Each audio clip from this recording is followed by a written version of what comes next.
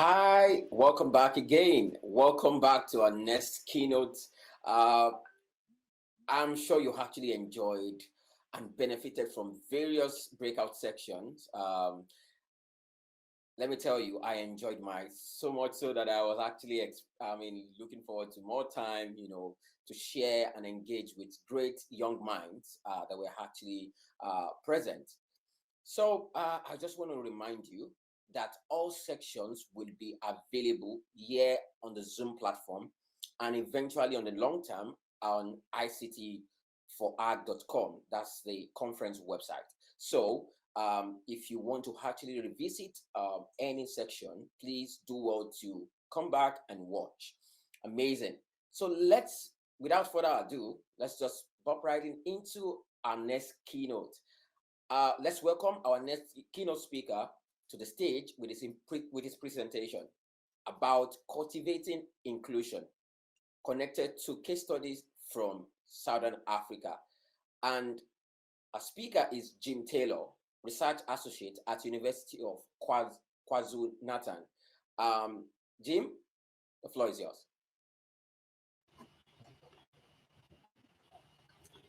Great. Well, it's good to be with you all and greeting you all from the southern tip of Africa at the moment, actually. And I trust everybody's keeping well in different times of the day where they are. What we're looking at here is cultivating inclusion through citizen science with a strong focus on water management. And we'll be exploring biomonitoring, which means life monitoring, and the incredible digital innovations that have become possible in recent times in Southern Africa. And a huge thank you to CGIAR and Digital Innovation for supporting this kind of work. So that's really some of the partners that are working with us, the World Water Quality Alliance and Human Rights to Water, as we link to the Sustainable Development Goals. As I said, we greet you from Southern Africa. This is our land where we come from. Majestic waterfall very close to where I'm sitting at the moment, and then the statue of Nelson Mandela. I took that photo the day he died, and many people went to his statue with flowers, as you can see all around the statue, and a truly beautiful symbol of South Africa for all of us to share and remember the inclusivity that people like Nelson Mandela made possible. We come to you with powerful heritage and indigenous knowledge relationships. Often in colonial times, indigenous histories and cultural orientations tend to be suppressed and inhibited by the colonial times. And many scientists and researchers are now trying to foreground the majestic histories of Africa and see how we can learn from them in these times. So indigenous heritage practices often underpin sustainable futures, and I want to try and make that clear. The early Zulu people had Nguni cattle. Those are pictures of indigenous African cattle, and they were resistant to many of the diseases of Africa. When colonial agriculture came to Africa, they wanted larger animals. They imported European animals. They weren't as resistant to the bugs and infections of Africa, and a lot of them got sick. The Nguni cattle have white underbellies, which I'm told by scientists prevents the little the flies and muggies and organisms that want to sting them, whereas the European origin cattle often have black underbellies, and that attracts, those dark spaces attract the insects that actually spread diseases like sleeping sickness and so on. So we had these agricultural practices over the years, and many were denigrated and set aside in the colonial era. This is a decolonial view of Southern Africa.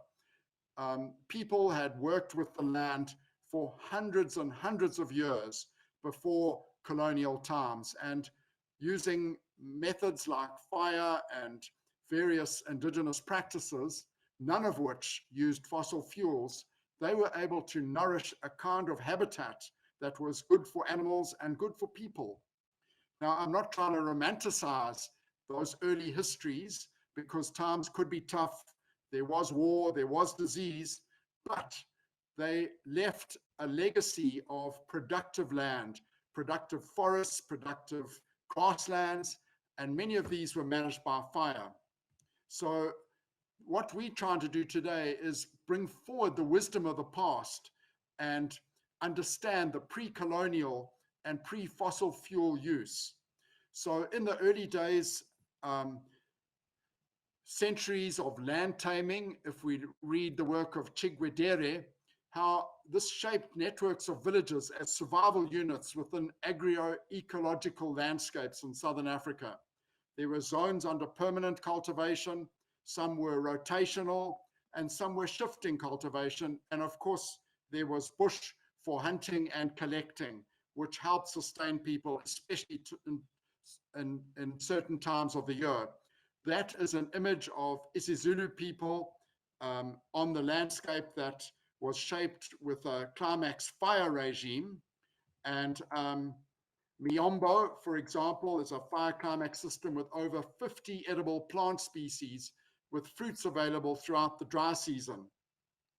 There was parts where dense dry forest, open woodland, and savanna. And human activity has shaped these agroecological landscapes without the use of fossil fuels. And that is significant as we seek to move to a low fossil fuel environment.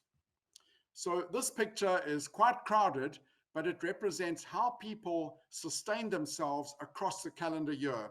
Across the top is from January all the way to December, and you can see people were able to harvest different crops at different times of the year.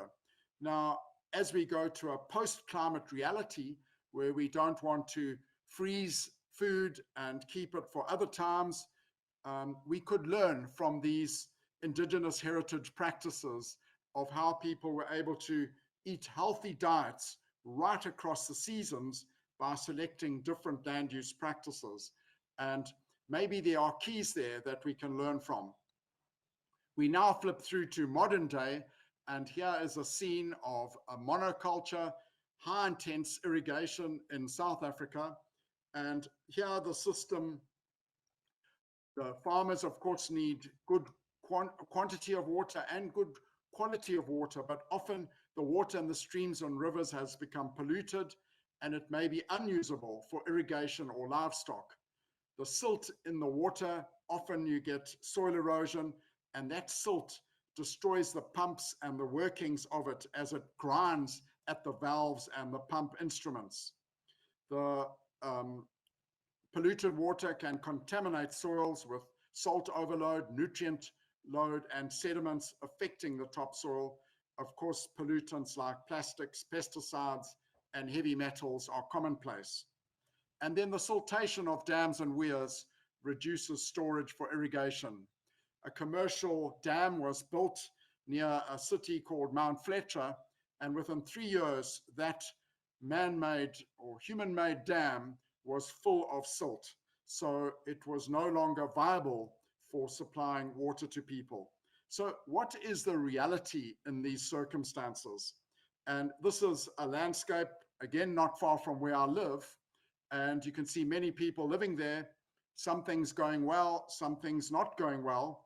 But communities rely on the fresh water in the streams and rivers for agricultural subsistence, for livestock and crops.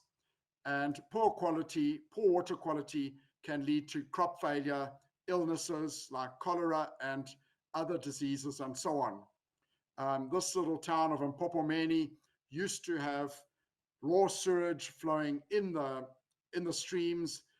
Manholes were leaking until an era of public mobilization took place and citizen science began to kick in. So citizen science has been around for also hundreds of years in Southern Africa. People were able to read the rivers and streams before they collected the water. They could read the water quality depending on the organisms that they could see surviving in those streams.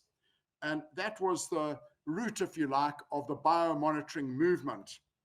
So one example of heritage was people learned not to drink the water unless they could hear it. Stagnant water is usually not healthy for drinking. If the water is oxygenated and you can hear it bubbling over the rocks, it is usually better to drink than the stagnant water. I'd like to just share with you some of the citizen science tools that people are using. The first one is a clarity tube. It measures the water clarity or turbidity. You take a sample of water, pour it into that tube, and with a magnet you can measure the clarity. If you're irrigating your crops and the clarity is poor, you know not to irrigate because it will ruin your pumps. If you stand that clarity tube on its end for 24 hours, you can measure the suspended solids in your water supply. So a clarity tube is one citizen science tool farmers are using. The next one is a Biomonitoring River Health Index, which I'll take you through in a minute. And then the third example here is a velocity plank, which measures stream velocity and the volume of the streams. So here we've got ordinary citizens, some of them farmers, using these tools to help them understand and work more productively with the land. These are farmers from KwaNovuka using indicator organisms, that is little insects or macroinvertebrates that live in the streams, which have a sensitivity score, which if you find certain organisms in the streams, it tells you what the quality of that water is. And there are more of the farmers measuring their river health index near that river there in the background. So how do you do biomonitoring or life monitoring? You first collect a sample of organisms, or what we refer to as macroinvertebrates, from your stream. You then put them in a white tray, as you can see these people are doing, and then you begin to identify them. Remember, some organisms are very sensitive to pollution, so if you find them, it's a sign that your stream is healthy. Whereas if you're only finding certain types, perhaps your stream isn't as healthy. This technique is used a lot with school-going learners, and here you can see some school learners working out the river health index of their local stream by calculating which organisms they're finding. So we have a simple dichotomous key that we work from. There it is. And you begin at the start in the top left-hand corner. You ask the question, has the organism got a shell or no shell? If it has no shell, you move on. Has it got legs or no legs? Has it got wings or no wings? And in this example, we have no wings. We get to a stonefly, the most sensitive creature of all, with a river health index of 17, meaning that if you find a stonefly, you're likely to have a high river health index. You clarify which creatures you've got in your sample, and then you go onto the Google Earth plane, and it takes you through ticking the boxes of the creatures you found. In the example I'm showing you, we ticked the creatures and the river health index came out as poor or a purple color. Now, the index ranges from poor, which is purple, through 5 clarity of water to blue, which means a good river health index. So that the Google Earth plane that's been developed actually calculates the river health index for you. What we're now doing with the help of the International Water Management Institute and CGIAR's digital innovation movement is building a phone app interface that actually has machine learning built in. So with this phone, you can take a photograph of the organism and it locates it, it geolocates it in time and place, and it knows the indicator score of that creature, and it then loads up that data onto Google Earth. So here is a picture of Southern Africa with hundreds and thousands of citizen science observations on the main rivers and streams of South Africa. And you can see how they are ranging from purple all the way, which is poor quality, all the way to blue. You can then click on any one of those icons. They come across as a little crab, and you can see who collected the data, when they collected it, and what their score was. So this is a close-up satellite view of the village near me, and the satellite view, you can see the water quality index for those rivers and streams according to the colors of the crabs that you can see. Again, you can click on them and get more data of that particular site. You can record the water temperature, you can record the physico-chemical qualities of that spot, and by sharing it on the Google Earth plane, it's available for others to see and interact with. So back to our citizen science upgrade with artificial intelligence, there are some photos of the macroinvertebrates that are the indicator organisms. And with the artificial intelligence, the app is able to improve as it sees more and more of the organisms from different views and so on. And then the phone app can help upload that score onto the Google Earth plane. So what is amazing about this is, if you think of the three themes of this conference: innovation, here we have artificial intelligence helping us identify creatures in our rivers and streams. We have inclusion, a mini SAS mobile app. You don't have to use a laptop or a computer system. Any smartphone can help you do your study. If you don't have a phone, you can still do it manually, the way I described earlier with the dichotomous key. So you don't have to have the technology, but obviously the technology is going to help you. And here it really is the inspiration of images and data onto the website. And for many people, this is the first time they've shared data onto a Google Earth plane, and it's incredibly inspiring to them to be able to share their data live and to the world, and also at no cost at all.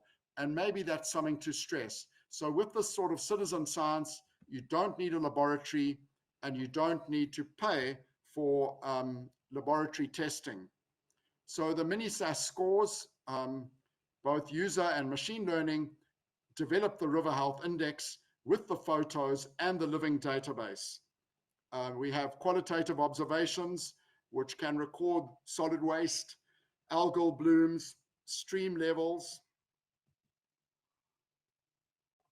And on the Google Earth plane, there's also places to record physico-chemical measurements, such as temperature, pH, and so on. So you're getting a better map of it. I'd now like to jump onto a recent movement in research in agriculture in Southern Africa called Afrophilia, which is a love of Africa and being African.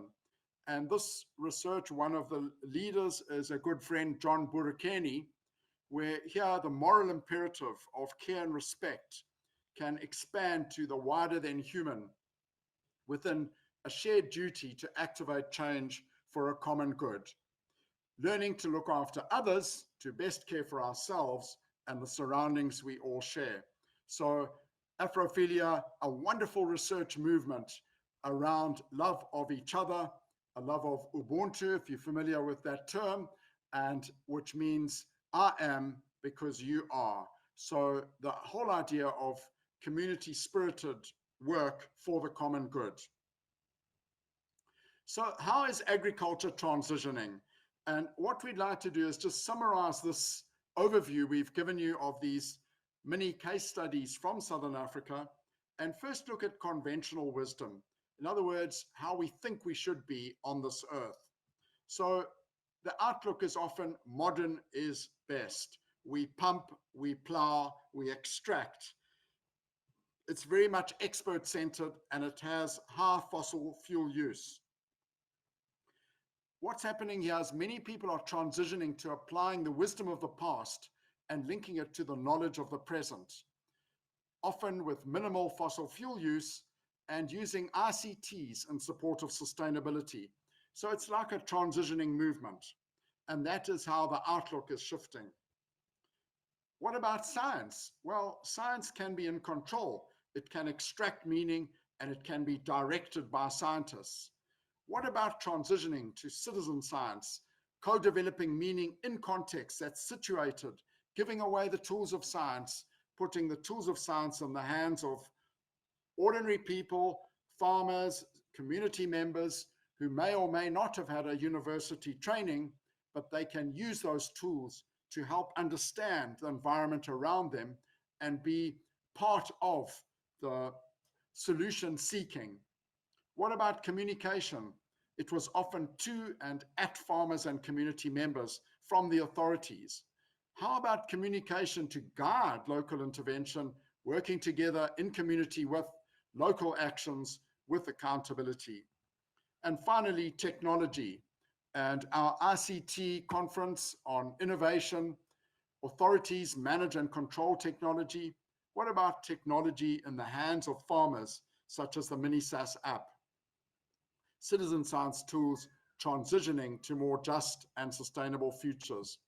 So there is, if you like, a summary of this transitioning that's going on in Southern Africa, and how proud are we to be part of these kinds of movements in agriculture.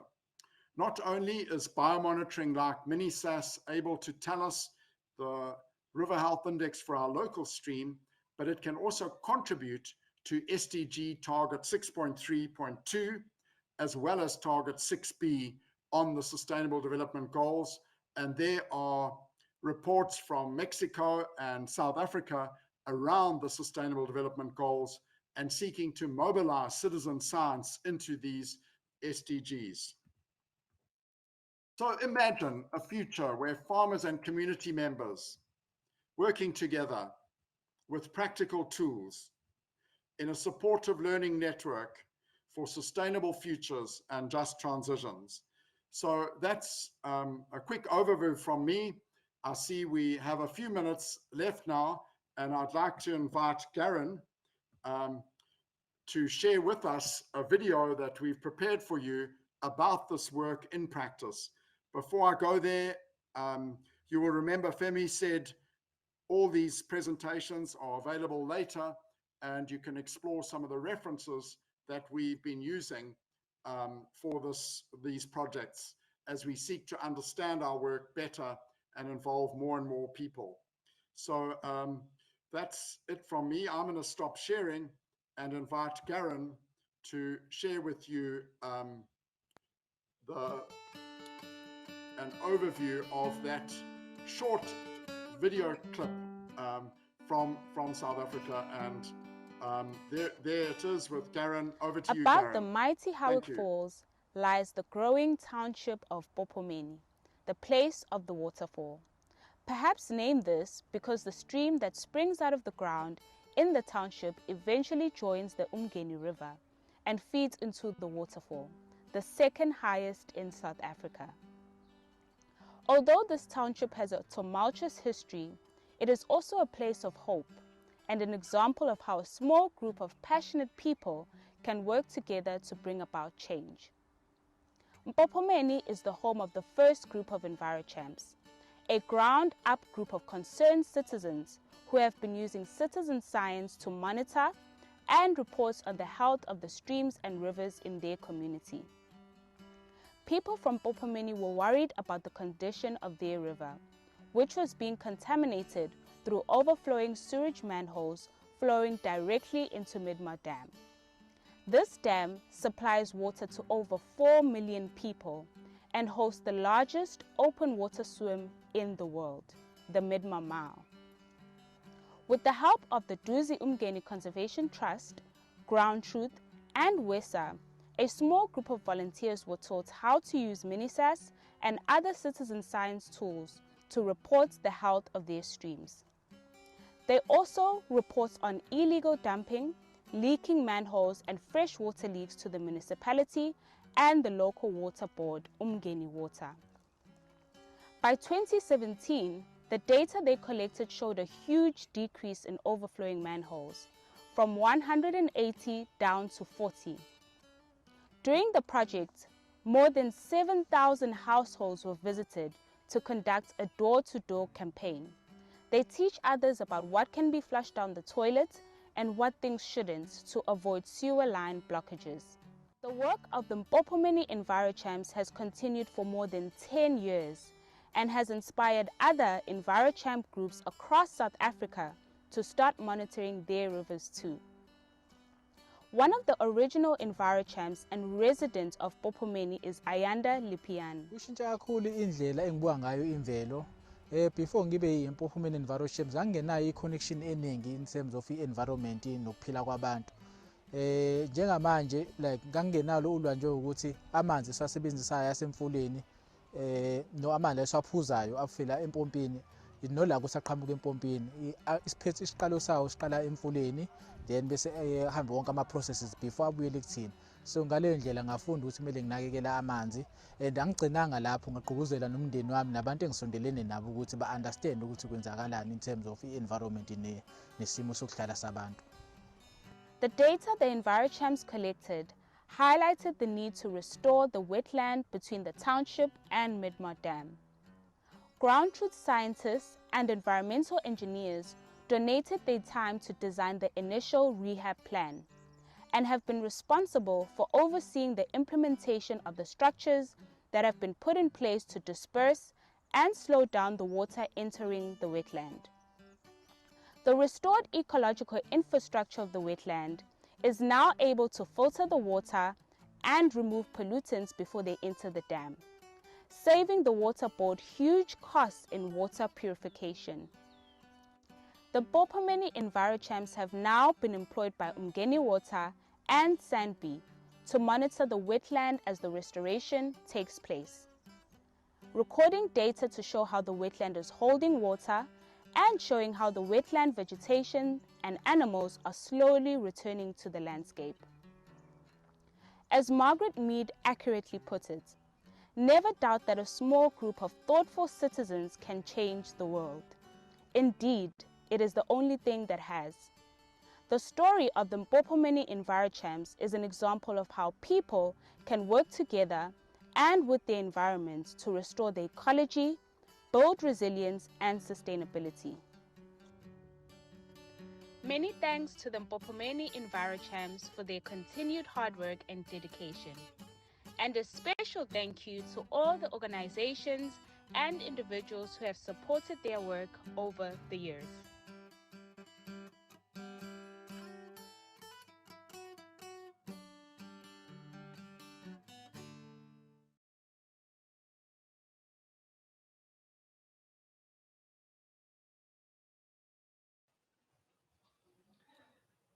Okay, great. So we are back.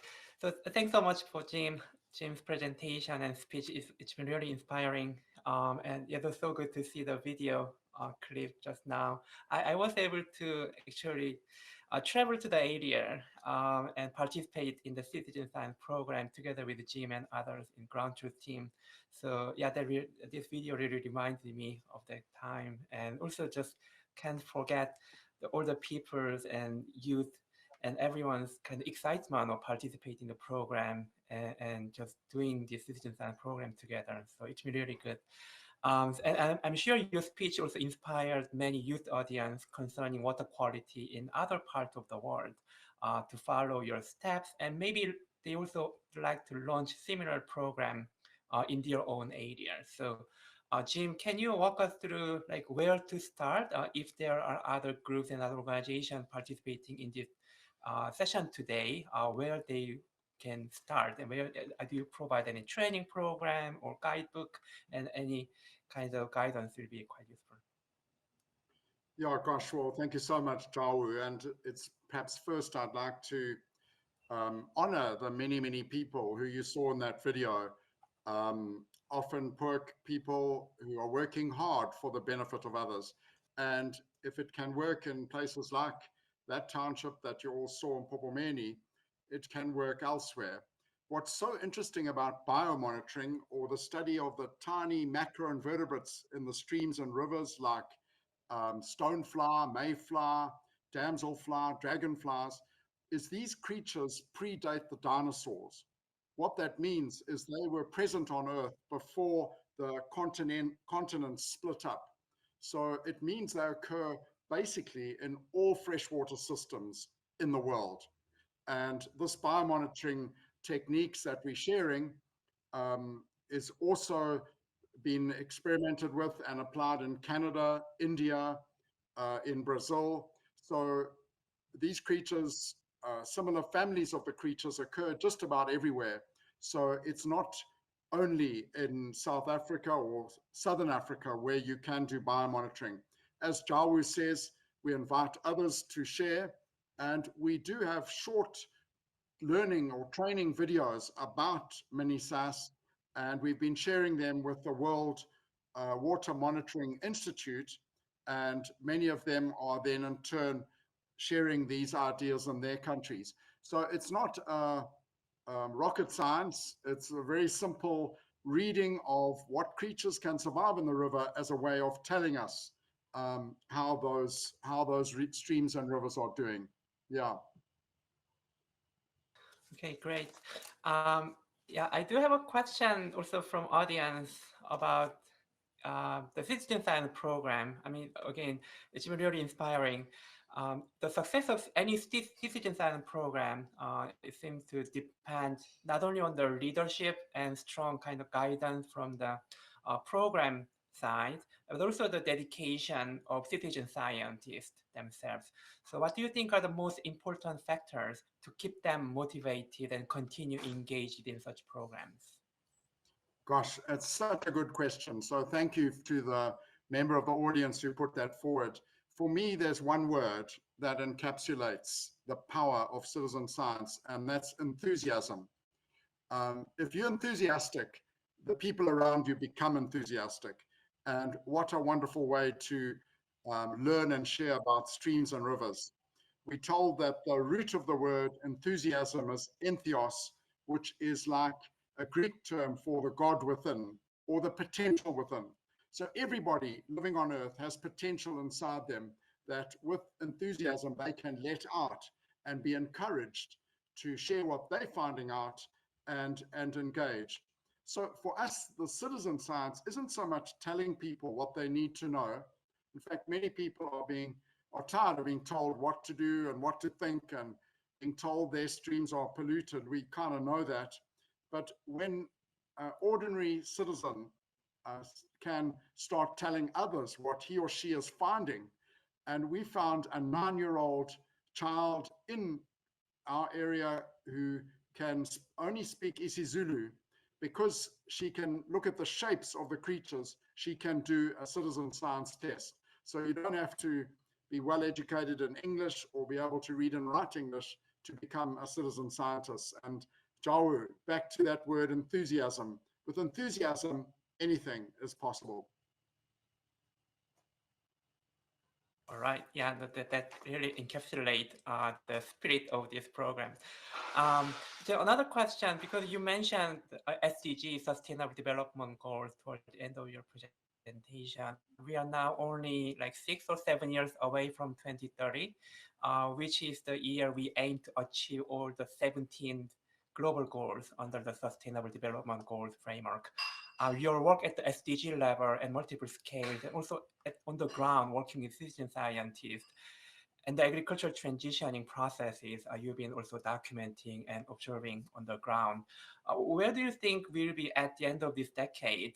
And with the technology becoming available, and I guess there will be a little bit of aspect of accelerating such transition and transformation of system, but are we really on track, or are there still areas not quite working well? And what do you think of where we'll be? Yeah, it's a good point. You know, the Sustainable Development Goals are very ambitious. We hope to realize all of them by the year 2030. Generally, we've had some successes and some aren't moving along as fast as they should. I'd like to emphasize one goal because it links to the theme of this conference, and that is SDG 6B. Now, SDG 6B is about public participation in caring for the earth. It's about citizen mobilization. It's about awareness raising. And I think it's in those kinds of SDGs that most progress can be made because we can involve as many people as possible in caring for the earth, if you like, or in working towards more sustainable water management practices.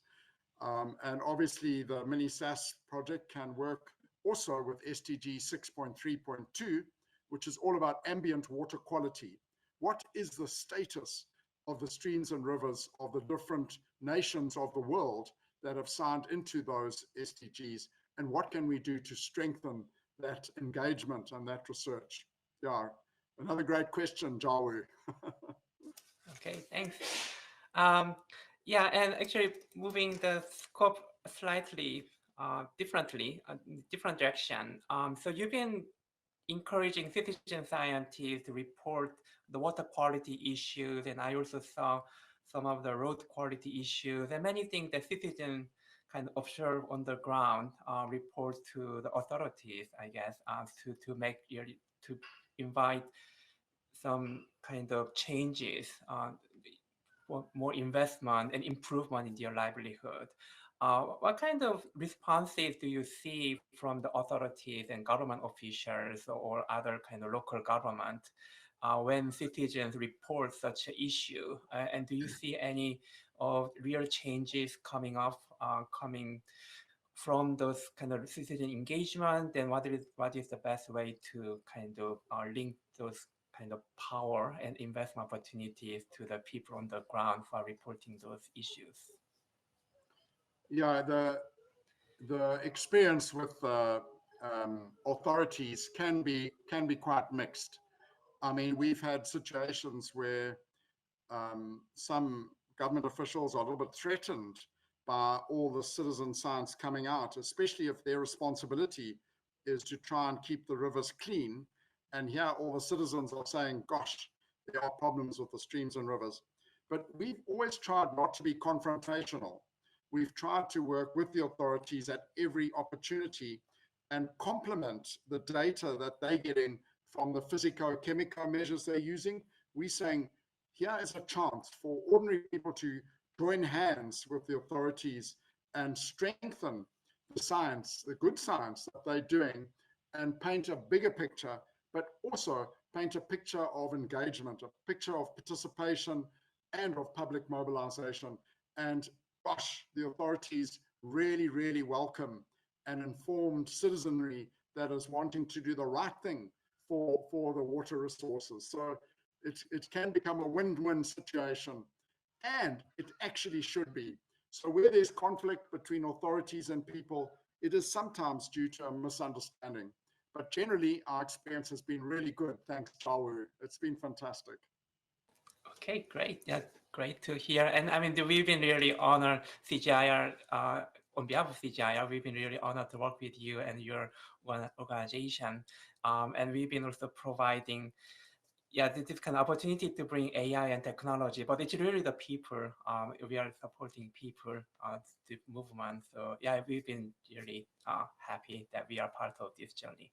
So thanks so much. I think we are almost nearing to the end of the session. Jim, do you have any final comment or final kind of insight you'd like to share with the audience just quickly?